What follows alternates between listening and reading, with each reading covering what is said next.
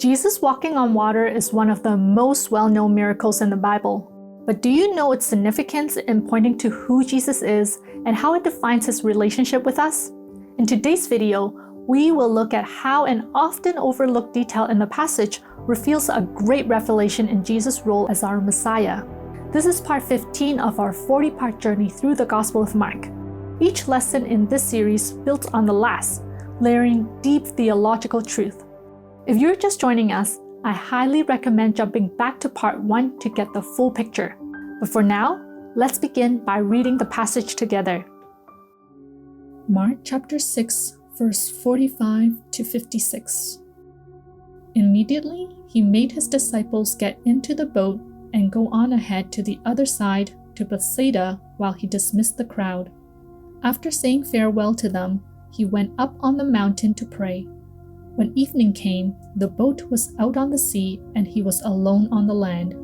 When he saw that they were straining at the oars against an adverse wind, he came toward them early in the morning, walking on the sea. He intended to pass them by, but when they saw him walking on the sea, they thought it was a ghost and cried out, for they all saw him and were terrified. But immediately he spoke to them and said, "Take heart, it is I. Do not be afraid." Then he got into the boat with them, and the wind ceased, and they were utterly astounded, for they did not understand about the loaves, but their hearts were hardened. When they had crossed over, they came to land at Gennesaret and moored the boat. When they got out of the boat, people at once recognized him and rushed about that whole region and began to bring the sick on mats to wherever they heard he was. And wherever he went, into villages or cities or farms, they laid the sick in the marketplaces and begged him that they might touch even the fringe of his cloak, and all who touched it were healed. The author tightly links this passage with the previous miraculous feeding by saying, "And they were utterly astounded, for they did not understand about the loaves, but their hearts were hardened." This means the feeding account is somehow linked to this passage.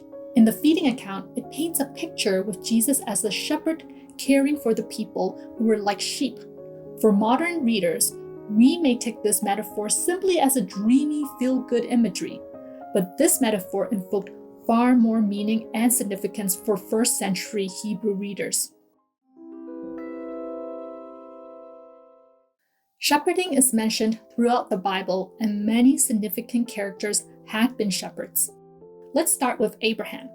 God called Abraham to leave his country, people, and father's household to the land God has promised him. From then on, Abraham and his family became nomads, and their chief economical means was shepherding livestock. This family trade was passed on to Abraham's descendants, his son Isaac, his grandson Jacob, and his 12 great-grandsons. Even after settling in Egypt, many of them continued to be shepherds. For a period, some of them even looked after Pharaoh's livestock. Centuries later, Jacob's descendants became numerous, and they became a large people group called the Israelites. When the Israelites were being oppressed in Egypt, God called a man named Moses to lead the Israelites out of Egypt. But before this, Moses had been a shepherd for 40 years. After leaving Egypt, the descendants of Abraham again became a large nomad group for 40 years before they entered the Promised Land. After settling in the Promised Land of Canaan, the occupation of shepherding was still common. King David, the most notable king of Israel and a man after God's heart, was a shepherd before becoming king. Even after the rise and fall of Israel and Judah, shepherding was still common in Jesus' days, and some shepherds were the first people to visit the newborn Jesus. Due to this long history of shepherding, Hebrew audiences fully understood the dangers and hardships shepherds underwent, the tenderness of hearts of the shepherds towards their sheep, and the trusting relationship between the sheep and their shepherd. Therefore, it is no surprise that the Old Testament repeatedly uses the shepherd-sheep metaphor. In the next section, we will see the different types of sheep-shepherd metaphors within the Old Testament.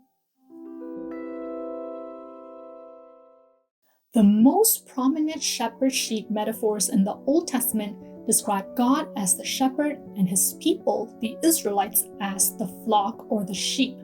Not only did God shepherd his people personally, but God also appointed leaders to be shepherds of his people.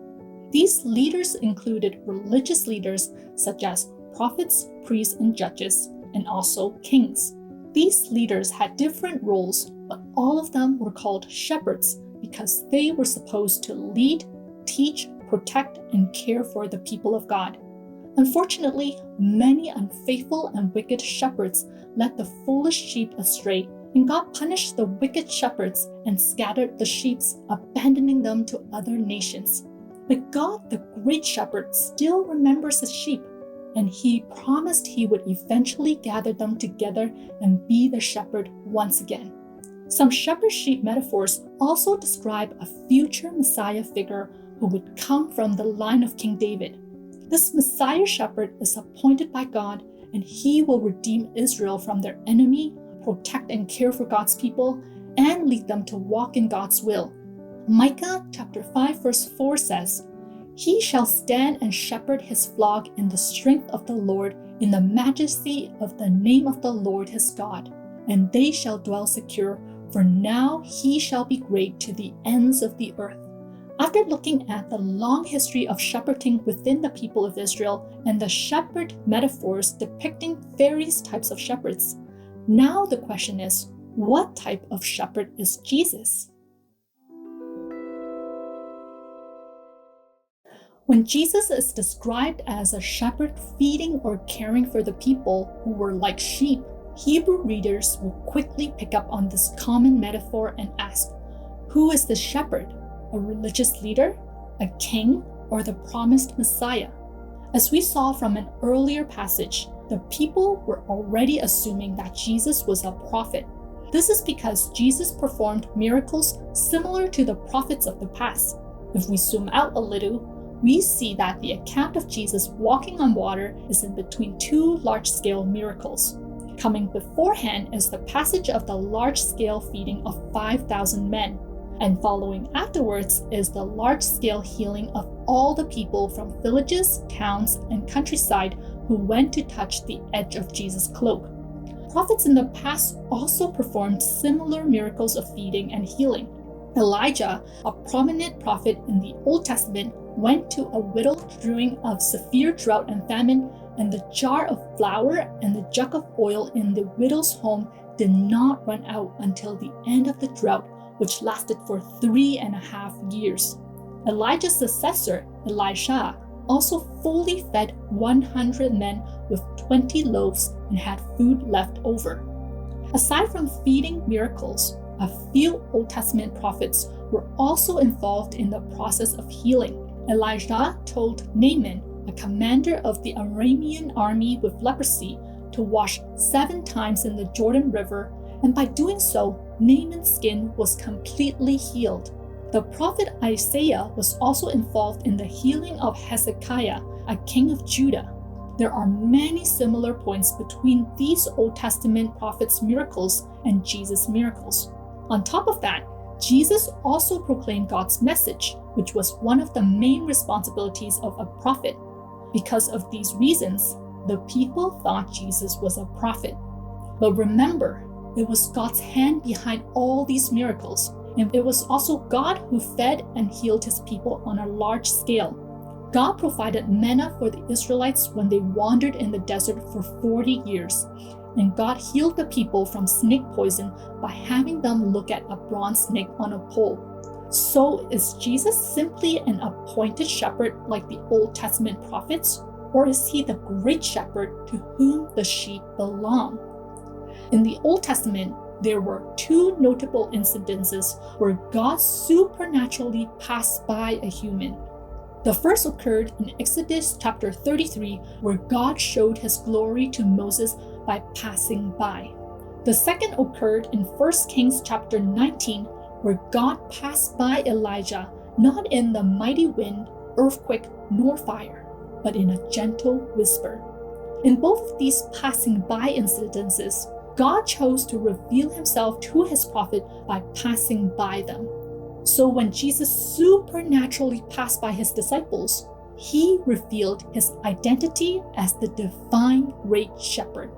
And when Jesus got onto his disciples' boat and could meet them face to face, he also revealed that he is not only divine, but also human. Jesus could be all types of metaphorical shepherds: the great prophet, the great high priest, the everlasting king, the promised Messiah, and even God the great shepherd, because he is both divine and human. Jesus, our divine human shepherd, does not only have power over the sea and the storm and the wind, but he is also on board with us, leading, teaching, protecting, and caring for us. Shepherding was the central way of life for many generations within the lineage of Abraham. Because of their familiarity with this line of work, the Old Testament repeatedly uses this imagery within metaphors to help readers understand both the role and the heart of God and God's intention for his appointed leaders. When the feeding of the 5,000 depicted Jesus as a shepherd of the people, the disciples were challenged to figure out what category of the shepherd metaphors Jesus falls under. If the disciples simply looked at the feeding and healing miracles, it might not be clear whether Jesus is just an other appointed shepherd or the great shepherd. But when looking at the miracles alongside Jesus passing by them on the lake and getting onto their boat, then the mystery is solved. Jesus is both the appointed and the great shepherd because he is both human and divine. As the appointed shepherd, Jesus leads, teaches, protects, and cares for us up close, moment by moment. And as the great shepherd, Jesus appoints all his disciples to be shepherds of his sheep. Just as God passed by his shepherd prophets, Moses and Elijah in the Old Testament, in this passage, Jesus, the great shepherd, was also passing by his appointed shepherd prophets who were to feed his sheep, act on his authority, and bring the message of the good news to God's people of all nations. It is not a simple task to be appointed shepherds of God's people. As we mentioned before, both the faithful prophets of the Old Testament and the disciples of Jesus faced many rejections and persecutions. But we continue to strain at the oars towards the direction Jesus has sent us because he is the great shepherd who can command the wind and the waves. And although Jesus does not walk the earth today, he is still the appointed shepherd whose presence is assured and palpable, just like the wind as his spirit moves in and around us.